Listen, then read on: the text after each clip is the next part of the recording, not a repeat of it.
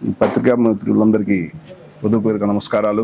ఈరోజు ఈ ప్రెస్ మీట్కి రావడానికి కారణం ఏంటంటే, నిన్న అంబటి రాంబాబు గారు వచ్చి సత్తెనపల్లిలో కొద్దిగా హల్చల్ చేసి మీడియా అంబటి రాంబాబు కొద్దిగా మీడియాలో అవాకులు చవాకులు పెళ్లిపోయాడు. ఆయన రెంటపాడులో నాగమల్లేశ్వరరావు గారు చనిపోతే సత్తెనపల్లి నియోజకవర్గంలో ఓడిపోయి ఇక్కడే వస్తూ పోతూ ఉండి కూడా ఆ ఇంటికి వెళ్ళి ఏ రోజు కూడా పరామర్శించాల నువ్వు. ఆ రోజు జగన్ గారు వస్తున్నారు కాబట్టి ఈ రోజు నేను ఏదో చెయ్యాలని చెప్పేసి ఇక్కడ హల్చల్ చేసి మీడియాలో నువ్వు పెద్ద పుల్ అవుదామని చెప్పేసి పిచ్చి పిచ్చి ఆటలు మొత్తం ఆడావు, కేసులు పెట్టారు.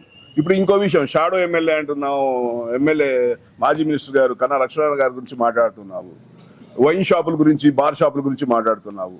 మేము సత్తెనపల్లిలో పుట్టి పెరిగాము. అక్కడ బస్టాండ్ దగ్గర రెడ్డి గారి బార్ ఉంది. ఏ బార్లు ఏ గవర్నమెంట్లు వైసీపీ వచ్చినా, వైసీపీ కాదు టీడీపీ వచ్చినా కాంగ్రెస్ వచ్చినా ఏ బార్లు ఎక్కడ కదిలించలేదు. ఏ రోజు మేము సత్తెనపల్లిలో ఆ కల్చర్ చూడలేదు. ఆ కల్చర్ సత్తెనపల్లికి తీసుకొచ్చింది నువ్వు కాదా అంబటి రాంబాబు? 4 బార్లు నలుగురికి ఇచ్చేసి పావల వాటా తీసుకునేది నువ్వు కాదా అంబటి రాంబాబు? ఇప్పుడు నువ్వు లాటరీ టికెట్లు అమ్మావు. గోళ్లపాడులో ఒక అబ్బాయి కారు వచ్చింది, 70,000 ఇచ్చి కారు ఇవ్వమని చెప్పేసి అన్నది నువ్వు కాదా? సత్తెనపల్లిలో ఒక అబ్బాయికి, ముస్లింస్ అబ్బాయికి బుల్లెట్ వచ్చింది, అబ్బాయి నువ్వు 50,000 తీసుకొని నీకు బుల్లెట్ ఇవ్వలేములే అని చెప్పి అన్నది నువ్వు కాదా?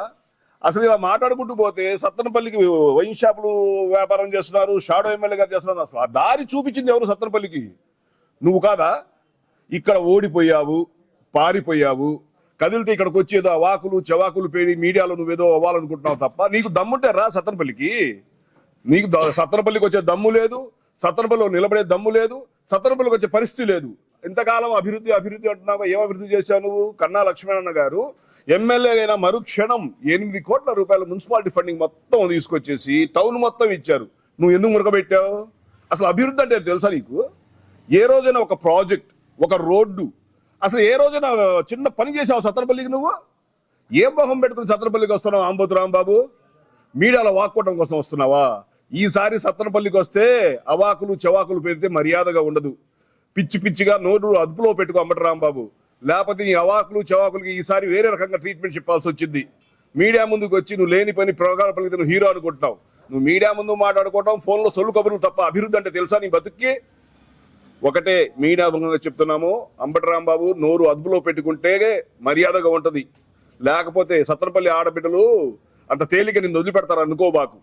నీ మీద చాలా ఉన్నాయి, అన్ని బయటకు వస్తాయి, నీ కర్మ కాలిద్ది.